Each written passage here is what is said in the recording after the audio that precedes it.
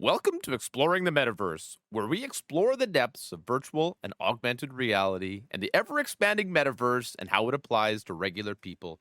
Today's episode number 3 is a special one. We have our guest, Alex DiNunzio. He's the CEO of Jambb, that's Jambb, a collectible startup bridging comedy and NFTs to bring laughter to fans and support comedians in a new way.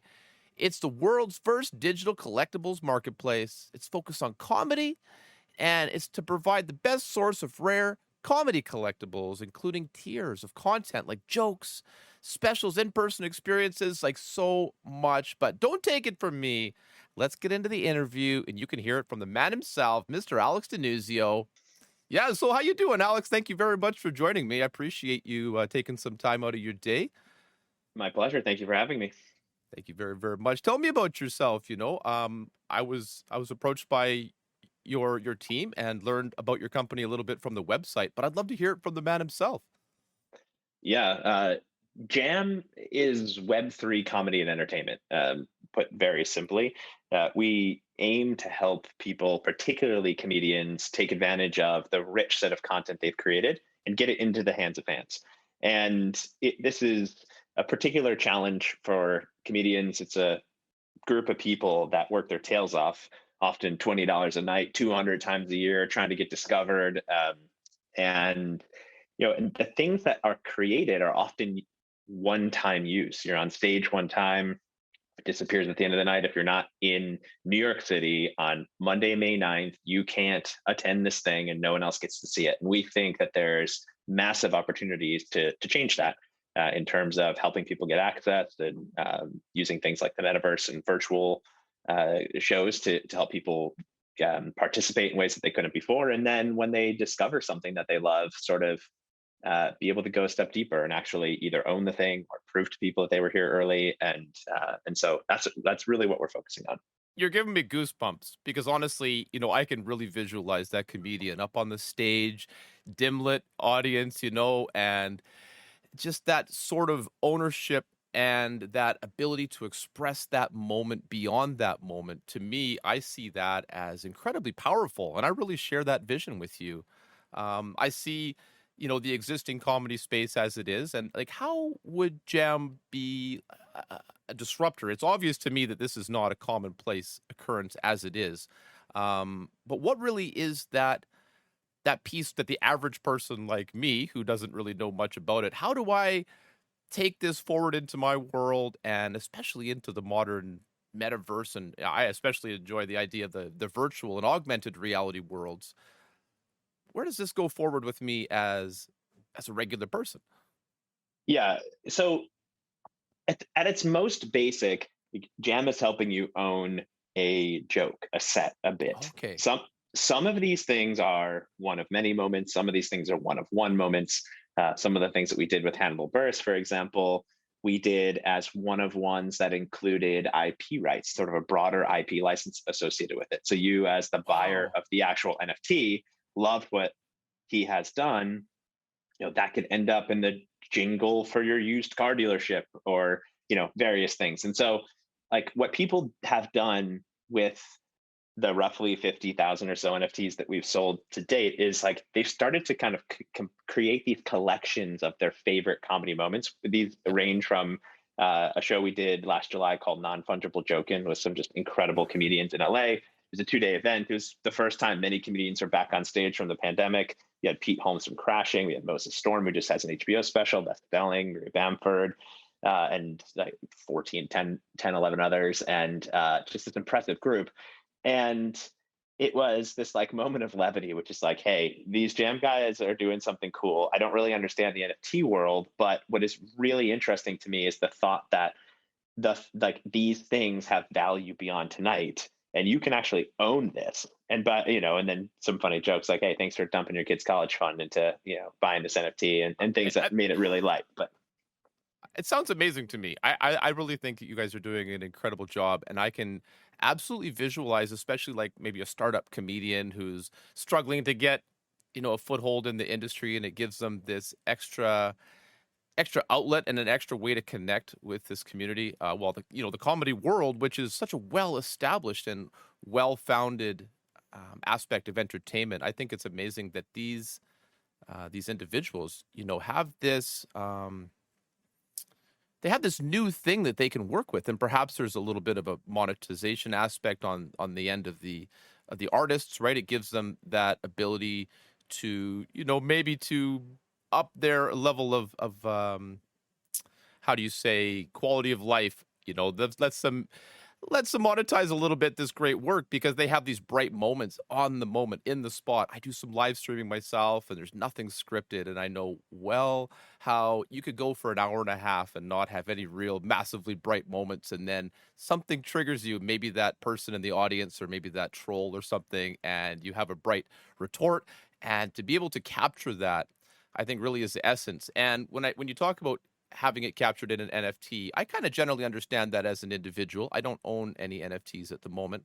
Um, but like I don't need you to explain NFTs to people. I think that's something kind of in a broader sense that's outside of really the scope of this conversation beyond maybe the very basics. But how would these NFT pieces then, how would we take them and integrate them into the virtual world? How would we integrate that into perhaps like an augmented piece? I see a comedian who's wearing glasses perhaps and having the bit scrolling by a little bit and a heads up display or some type of thing. Like, do you guys have a vision or a plan in place right now where you're working that into the virtual space?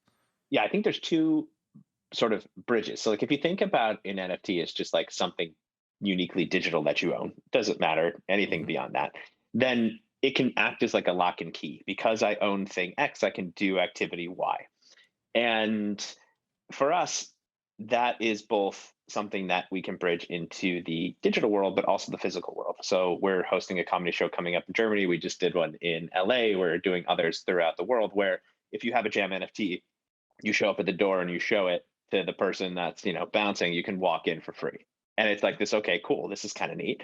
The show we did in LA, we sort of allowed the people that were there to meet and hang out with the comedians after the event. That's pretty cool. We do the same thing sort of virtually. We've built a an environment where we will host sort of metaverse first comedy shows. My question is sort of like figuring out who the comedians are that you'll know better in the, say, metaverse world than you do in like a physical real world. And there's such a When crossover there, right? Yeah, and when will that happen? I look at like events like in China, the XR events, for example, with musicians, and um, as a major source of inspiration, just having the hundreds of thousands, millions of fans who are tuning in across this massive set of end users. Only if maybe zero are actually there, just a bunch of TVs, and they're interacting That's amazing. the people that are on stage, and they're buying merch that's digital and memorabilia that they can keep, and those things then can show up in other ecosystems. And I think that's where like NFTs and sort of digital versions of collectibles that have the ability to take things with you versus consumed and done are really represent a strong state for the future. I think it's amazing. My kids, especially my friends, my colleagues, I've sort of generally been sharing your website with them and talking about it to understand more myself, right? This is a brand new concept for me. And when your team reached out, I thought, what is this, right? And I just think this is the wave of the future. And I think that this can extend into multiple industries. And I think that you guys are really setting sort of a standard for people moving ahead and looking at the website now, just scrolling through it and seeing the big names that have already joined and these massive acts. I mean, I'll be honest with you. I'm not very cool, okay, Alex. I don't watch a lot of pop cultural things. I'm not really much into movies and TVs and things, but I have been to comedy shows. And I love the idea of getting together with friends and going out to a comedy show. And it's been a while. It's been a while. We've been locked away and isolated, so to speak. And I'm not a big fan of that. I like when we can get out, and I'm a real face to face kind of person, as much as I love the digital world. And so to see this bridge, as you say, to see this this actual authentic world coming together in a way that somebody can own a moment or own an experience, own a joke is absolutely astounding. And now the web page here has a lot of information on it, a lot of just sort of overview. And I see there's a section here that's the fans with benefits, and you have these kind of multiple levels. Can we talk a little bit about that and how the structure is in place for individuals who have decided to opt in and to, to pursue the ownership path? Yeah, I think for the future, the best analogy is probably to think about Jam as a stadium. Hmm. And there's a show going on inside. It really, for the most part, you buy a ticket in and you get to see the show. And once you're in there, there's a bunch of cool things you can do. Maybe in our case, there's content you've never seen before. There's episodes of shows you haven't seen. There's behind the scenes things. There's opportunities to meet the actual comedians or talent. There are props from the show. You could buy your digital equivalent of a popcorn and a beer, but it's in the form of some digital good.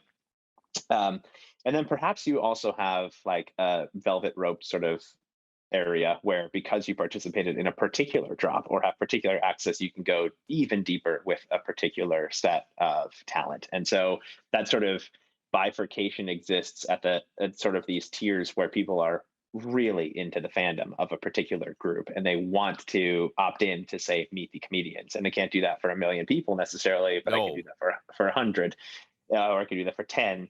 And but everybody else deserves an incredible experience that they can't have anywhere else. And so that's sort of where that stadium analogy comes in. It sounds it sounds like the type of thing that everyone would want to do and that everyone would really enjoy. Is it complicated? Like my circle, and I'm sure yours as well, includes a wide variety of people. Some that are incredibly tech, crypto, NFT savvy. They've got multiple wallets, cold storage, the whole bit ready to go. They're taking on the future. But then there's those folks.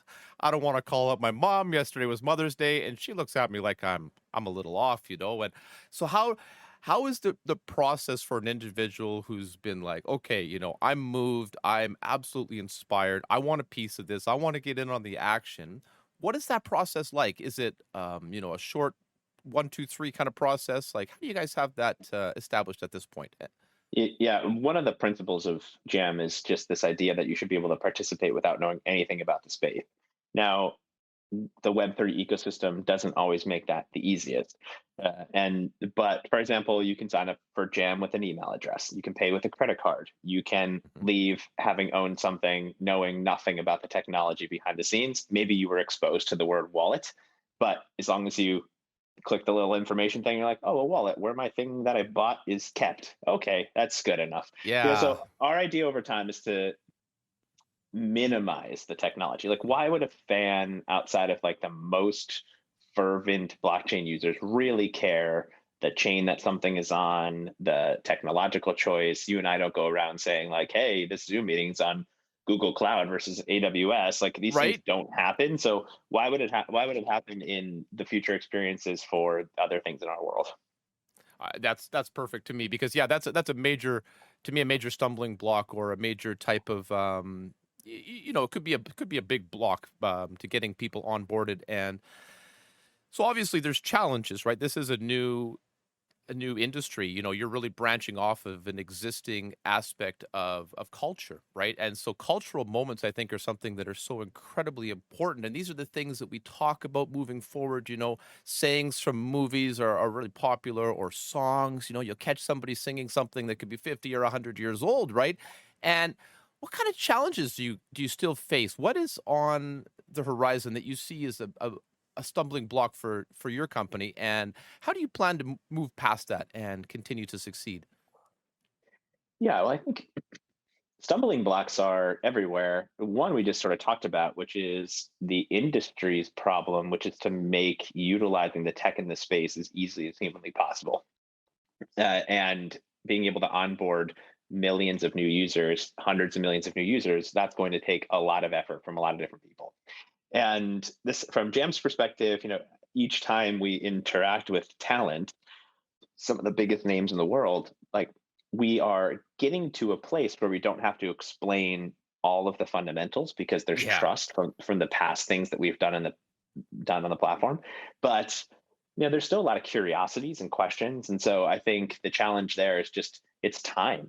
It's making sure that Jam is the most trusted brand for sort of comedy and entertainment. And as time goes on and we do more things with people and their results are at positive, like they just like interacting with us regardless of the monetary outcome on the other side, those things will pay dividends for us. So I think that's the way sort of forward. It's just like looking at this as like we're all people trying to figure out something new and bringing the human element to it, which is we'll take the complicated tech stuff. You all are very good at producing what you've produced in the past, and we'll marry this together for something new and exciting. I love that. I love that. That's why I'm here right now talking is I love to have conversations with people such as yourself. I love to learn new things. And like anyone, there's those moments where it gets a little too deep for me, and I'm like, okay, I'm going to push back or pull back, right, and step away. So like when I see this beautiful user interface and this ability for anyone to join, I'm inspired, right, and I'm excited about it. And I see that you have a large list of partners, already on board, major companies, of all kinds that are working together with you. And what type of relationship do you have with those partners, and what type of what kind of technology you're sharing, but how are you working together to continue to push this vision forward? Yeah, take like Dapper Labs for example. So the Flow blockchain, what NBA Top Shot is built on. If you have no idea what I'm talking about, it's being able to own a moment in time from basketball.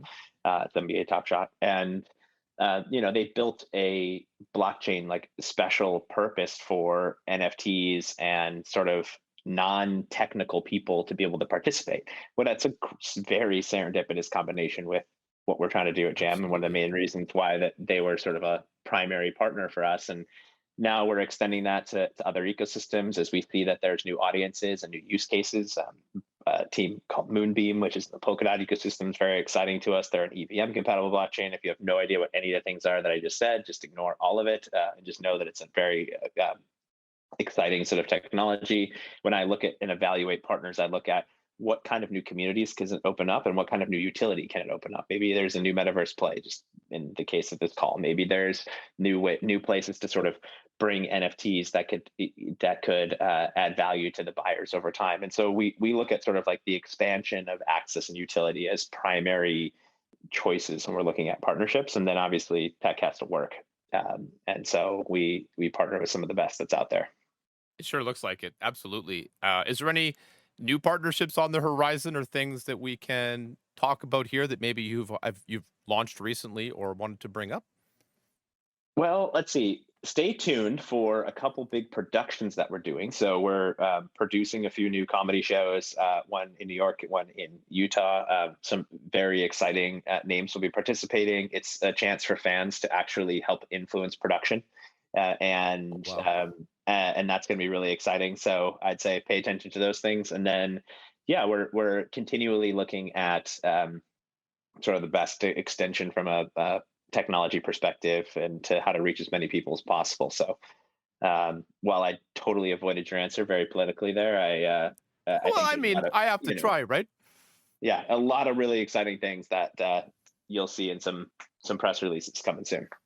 I think that's amazing. And I think that people in general are going to be like, for me, a little takeaway just so far from what you've shared with me is that the idea of having that deeper connection with the comedy community, and it feels to me like you're creating another unique community unto itself, a group of individuals that really share a vision, but share, this cultural connection of entertainment values. And I could see, a gathering of just jam enthusiasts all together having this type of a conference or gathering, whether it be a small scale, large scale type of thing. And is that something that you guys have done, or is that something that you maybe you're working towards, is bringing Awesome. bringing the people together?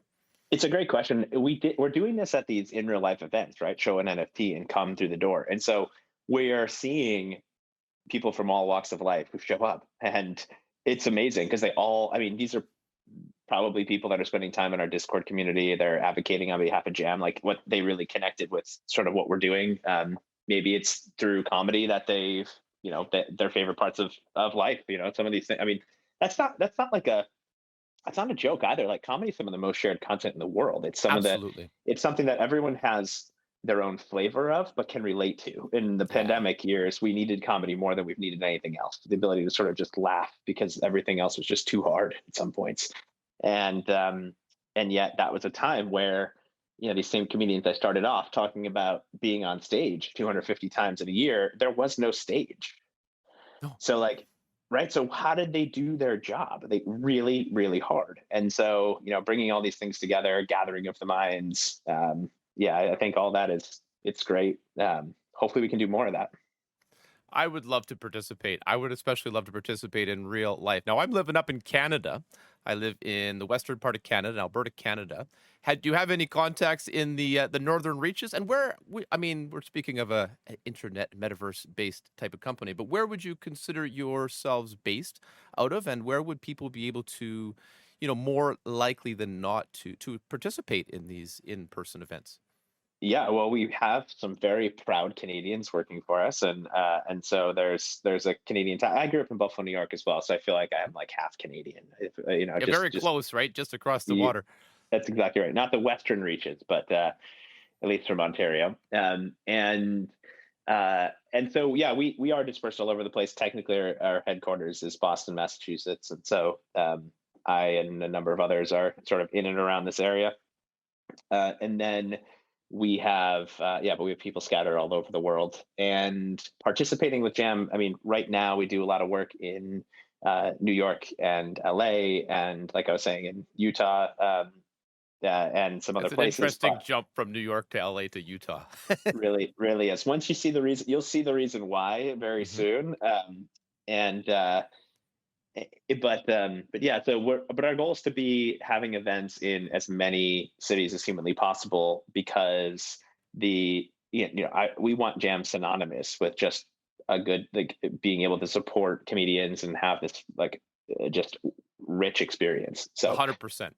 100%. If you ever need a host for one of these events up in the Great White North, you just let me know, Mr. Alex. I'd love to participate with you guys. I've had nothing but positive experiences speaking with your team.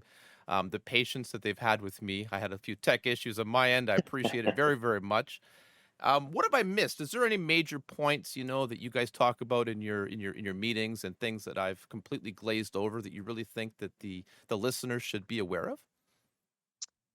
I just would, if you could just take one thing away, it's like, we want to focus on access. So helping people access things they can't access today. So whether that's the answer to a question of, like, what happens when the curtain closes or the mic shuts off, or how do I meet the person that I love that's on screen, or how do I go, like, a step deeper? Like, that's really the most important thing for us. And I think that we are on our way, but need the community to continue to help push us in the right direction. I couldn't agree more. I think, that sounds like, from a layperson perspective, one of the most exciting aspects, that the idea of meeting one's hero, that goes right back to childhood, right? That resonates with us, almost everyone, on a very deep level. You see a movie and this character is bigger than life. You go to a concert or you go to a comedy show, and these people are a little bit away from us on the stage or on the screen, and they're so passionate, such powerful people, that they move us to want to connect with them, to be like them, to be inspired by them. And that's what draws me to your platform, is that powerful cultural impact. It's not just, we're not talking about a simple thing here. This is a complex and deep, deep thing that has wide-reaching implications for the entire world. Entertainment really brings people together. It's very similar to food or to music. These are major cultural things, and laughter on the simplest level is to me right there on the same level as those simple things. So I really appreciate the work that you're doing and your team, everyone is doing, and I really look forward to seeing some jam events here in my area anyway, even if it's a short Awesome. drive away or something like that. And I'd love to meet, even anyone from the team, to be there and, to experience this. So I really appreciate your time, sir. You have been incredibly awesome to talk with. And, thank you very, very much, Alex, for being here on Exploring the Metaverse. Yeah, thank you for the time. It's great to be here with you. I appreciate it. Thank you so much. Thank you so much for joining me for this episode of Exploring the Metaverse. It was my absolute pleasure to interview Mr. Alex DiNunzio, and I hope you've enjoyed the show. If you have any comments, questions, or concerns, any feedback on this you'd like to leave, please email me at exploringthemetaversetogether@gmail.com. That's exploring the metaverse together, one word, at gmail.com. And I would love to continue this conversation with you.